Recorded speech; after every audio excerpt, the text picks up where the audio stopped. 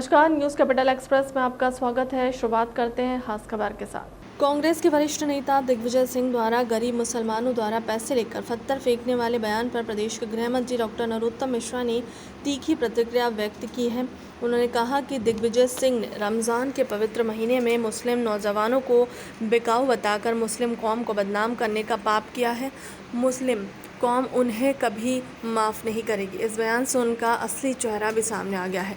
गृह मंत्री डॉक्टर नरोत्तम मिश्रा ने कहा कि तुष्टीकरण की नीति के चलते अब तक तो दिग्विजय सिंह देश की सेना पर, देश की पुलिस पर, देश की न्याय व्यवस्था पर, तो कभी संविधान पर सवाल उठाते रहे हैं, पर अब तो उन्होंने हद कर दी है कि उन्होंने मुस्लिम कौम पर ही सवाल उठा दिया।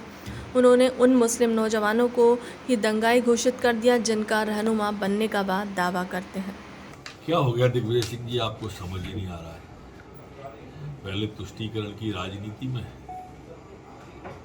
एक कौम को संतुष्ट करने के लिए सेना पे सवाल उठाए, पुलिस पे सवाल उठाए, न्यायपालिका पे सवाल उठाए, और अब उस कौम को ही आपने बिकाऊ बता दिया कि पैसे लेके पत्थर फेंकते हैं। आपने एक बात तो स्पष्ट करी थी कि पत्थर अब कहां से आए थे और किसने फेंके थे, लेकिन आपको ये अधिकार, आप क्या सबूत है कि उस कौम ने पैसे लेके पत्थर फेंके? किसी कौम के बारे में ऐसा बोला, किसी व्यक्ति के बारे में बोलते तो शायद इतनी पीड़ा ना होती, पर एक कौम को बदनाम करने का काम आपने किया है, वो भी इस पवित्र मास में। अच्छा नहीं किया।